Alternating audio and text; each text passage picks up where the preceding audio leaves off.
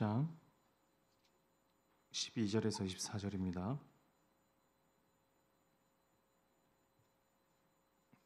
예레미야 30장 12절에서 24절 말씀 교독하겠습니다. 여호와께서 이와 같이 말씀하시니라. 내 상처는 고칠 수 없고 내 부상은 중하도다. 내 송사를 처리할 재판관이 없고 내 상처에는 약도 없고 처방도 없도다. 너를 사랑하던 자가 다 너를 잊고 찾지 아니하니 이는 내 악행이 많고 내 죄가 많기 때문에 나는 내 원수가 당할 고난을 내가 받게 하며 잔인한 징계를 내렸도다. 너는 어찌하여 내 상처 때문에 부르짖느냐. 내 고통이 심하도다. 내 악행이 많고 내 죄가 허다함으로 내가 이 일을 너에게 행하였느니라. 그러므로 너를 먹는 모든 자는 잡아먹힐 것이며 내 모든 대적은 사로잡혀 갈 것이고 너에게서 탈취해 간 자는 탈취를 당할 것이며 너에게서 노략질을 한 모든 자는 노략물이 되리라. 여호와의 말씀이니라. 그들이 쫓겨난 자라함에 시온을 찾는 자가 없은즉 내가 너희의 상처로부터 새살이 돋아나게 하여 너를 고쳐주리라. 여호와께서 말씀하시니라. 보라, 내가 야곱 장막의 포로들을 돌아오게 할 것이고 그 거처들의 사랑을 베풀 것이라. 성읍은 그 폐허가 된 언덕 위에 건축될 것이요 그 보루는 규정에 따라 사람이 살게 되리라. 그들에게서 감사하는 소리가 나오고 즐거워하는 자들의 소리가 나오리라. 내가 그들을 번성하게 하리니 그들의 수가 줄어들지 아니하겠고 내가 그들을 존귀하게 하리니 그들은 비천하여지지 아니하리라. 그의 자손은 예전과 같겠고 그 회중은 내 앞에 굳게 설 것이며 그를 압박하는 모든 사람은 내가 다 벌하리라. 용다자는 그들 중에서 나올 것이요 그 통치자도 그들 중에서 나오리라. 내가 그를 가까이 오게 하리니 그가 내게 가까이 오리라. 참으로 담대한 마음으로 내게 가까이 올 자가 누구냐. 여호와의 말씀인 너희는 내 백성이 되겠고 나는 너희의 하나님이 되리라. 보라, 여호와의 노여움이 일어나 폭풍과 회오리 바람처럼 악인의 머리 위에서 회오리치시고 함께 읽겠습니다. 여호와의 진노는 그의 마음에 뜻한 바를 행하여 이루기까지는 돌이키지 아니하나 너희가 끝날에 그것을 깨달으리라. 아멘. 이스라엘을 향한 하나님의 징계는 이스라엘의 악함이나 민족의 잔혹함이 원인이 아니었습니다.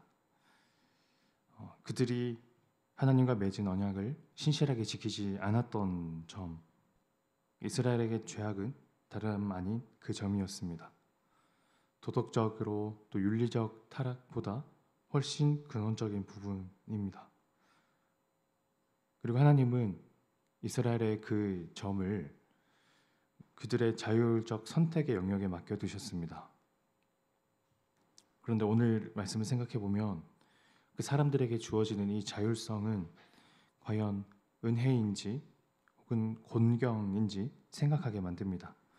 12절은 이렇게 적혀 있습니다. 여호와께서 이와 같이 말씀하시니라. 내 상처는 고칠 수 없고 내 부상은 중하도다. 13절 내 송사를 처리할 재판관이 없고 내 상처에는 약도 없고 처방도 없도다. 이 말씀은 쉽게 지나칠 수 있던 구절이었는데 곱씹어 생각해 보면 하나님께서 이스라엘의 영적 상태를 진단하시기를 아픈 상태로 진단하신다는 점이 거듭 생각해 볼 만한 점입니다. 그러니까 하나님과의 언약을 신실하게 지키는 것을 선택하지 않고 하나님이 아닌 것을 섬기는 것을 이제 눈에 들어오는 것에 하나님은 그들의 상태를 아픈 상태로 진단하시는 거죠. 그 왜 하필 병일까요? 제가 왜 병에 주목하냐면 병과 악은 비슷하지만 또 다르기 때문입니다. 악에는 인간의 의도적인 그런 영역이 있다면 병에는 의도적인 요인이 있다 하더라도 동시에 비의도적인 요인도 함께 있습니다. 사람의 의지 여부와 관계없이 병에 걸리기도 하니까요. 이런 것들이 사람의 개인적인 의지의 여부와 무관하게 일어나는 것이기도 한다면 이것은 애초에 구조적인 문제는 아닐지. 그러니까 인간은 애초부터 결함이 많고 또 하나님을 선택하기도 하지만 하나님을 선택하지 않기도 하는 그런 양면성을 동시에 가지고 있는 존재이고 또 그것이 인간의 원래적 상태라면 하나님은 왜 인간을 향해 언약에 신실하지 않았음을 책망하고 징계하시는 걸까? 12절에서 하나님께서 말씀하셨듯이 인간의 이런 결함들은 애초부터 고치거나 치유될 수 없는 것이라면 더더욱 말입니다. 눈치채신 분들이 계실지 모르겠지만 저는 이 점에서 신정론에 대한 물음을 던질 수도 있을 거라고 생각했는데요.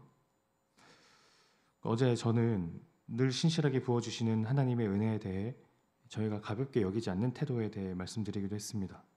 그런데 오늘 성경 구절의 시작 부분을 보면 그것이 꼭 우리의 잘못만은 아닐 수도 있는 가능성에 대해 하나님이 말씀하시는 것을 보면서 더더욱 근원적인 질문이 함께 듭니다. 애초부터 인간은 악을 선택할 수도 있는 한계에 처했다면 하나님은 왜 그 악의 징계를 내리시는 걸까? 그런데 동시에 이런 생각이 들었습니다. 이런 것도 사실은 인간의 죄성이 아닐까? 어떻게든 죄악의 책임으로부터 벗어나려는 이 죄성의 발현은 아닐까? 그렇다면 더더욱 미궁으로 좀 빠집니다.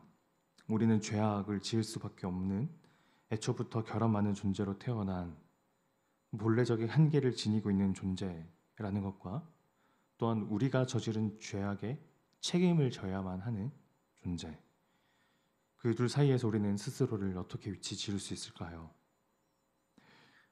만약 애초부터 구조적으로 죄악을 저지를 수밖에 없는 한계를 가졌다면 사람은 그런 사람을 향한 하나님의 징계는 적당하지 않은 것이겠고 또 뒤의 것이 진실, 그러니까 우리가 저지른 죄악에 어떻게든 최악의 책임을 져야 한다면 하나님조차 인간의 상태를 잔혹한 죄인이 아니라 아픈 병을 앓고 있는 사람이라고 여기고 계시다는 점이 걸립니다. 이렇게 생각해 보고자 합니다.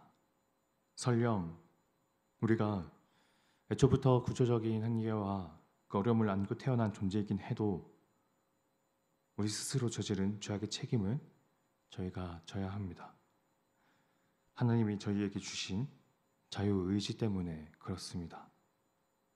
자유의지를 활용해서 저희는 하나님을 또는 하나님이 아닌 것을 선택할 수도 있습니다.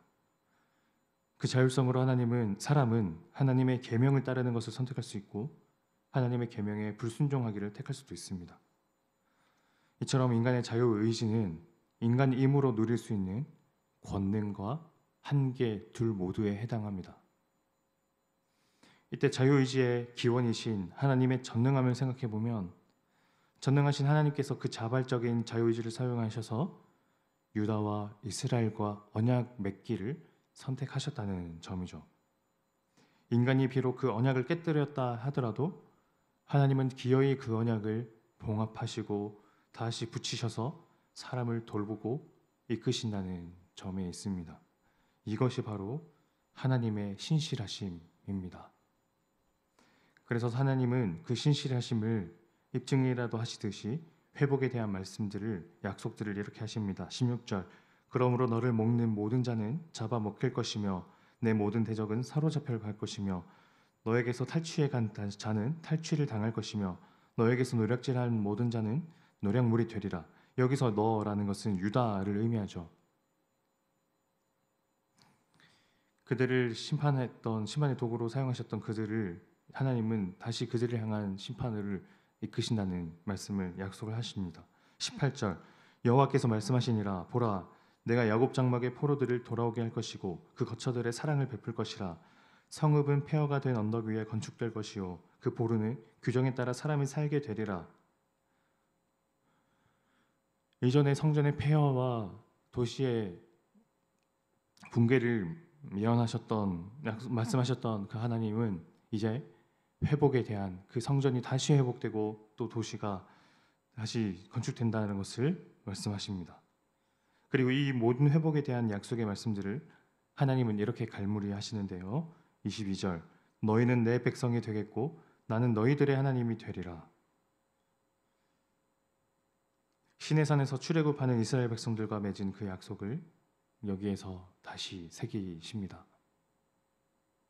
이 모든 회복이 궁극적으로 겨냥하는 것은 곧 하나님과의 언약의 회복이라는 뜻이요.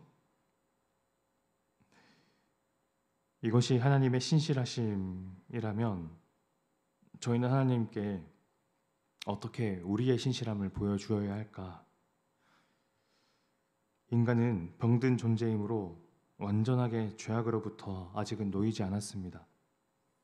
그렇게 인간은 하루하루 넘어지고 쓰러지면서 또 때로 하나님의 징계를 받기도 합니다. 하지만 하나님이 그 어떤 일이 있다 하더라도 우리와 맺은 언약을 회복하시려는 것처럼 저희들도 넘어질지라도 죄악에 빠져 있을지라도 그것이 인간의 한계에서 비롯된 것들이건 사람의 욕망과 탐닉에서 비롯된 것이건 다시 그 자리를 출발선 삼아서 일어서는 일, 그렇게 그리스도 안에서 하나님과 온전한 관계의 회복이 일어나기를 꿈꾸는 일, 저희들이 신실함을 보여주어야 할 수 있다면 바로 이런 것들일 겁니다. 어떤 경우에라도 하더라도 하나님이 우리와의 언약을 포기하지 않으셨던 것처럼 저희들도 끝까지 포기하지 않으면서 그 하나님과의 언약을 붙잡고 하나님 앞에서 바르고 거룩하게 살아가기를 매 순간 다짐하며 나아가길 축복합니다. 기도하겠습니다. 하나님 아버지, 은혜를 감사합니다.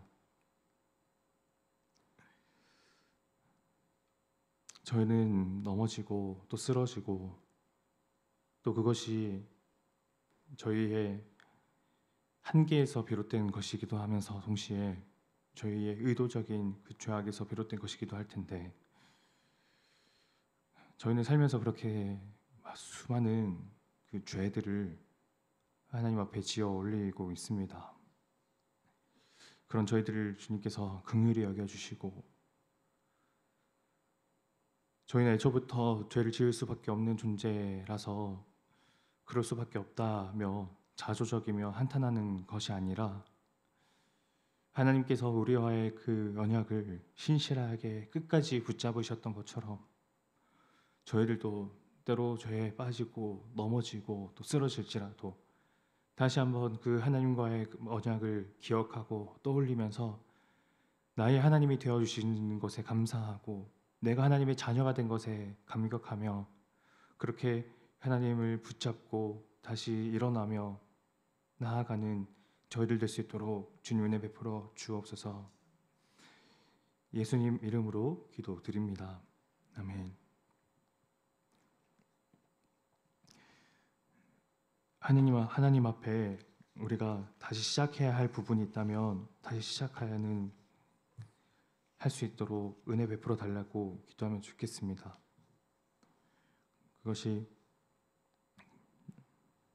내가 지었던 그 과거의 그 습관이나 혹은 버릇이나 죄악된 모습이나 그런 것들에서 끊고 새롭게 하나님 앞에 나아가야 할 부분이 있다면 그것을 간구하시고 또 각자 맺고 있는 관계와 또 공동체와 또 가족을 위해 또 각자 가져오신 기도 제목 가지고 함께 기도로 나아가겠습니다.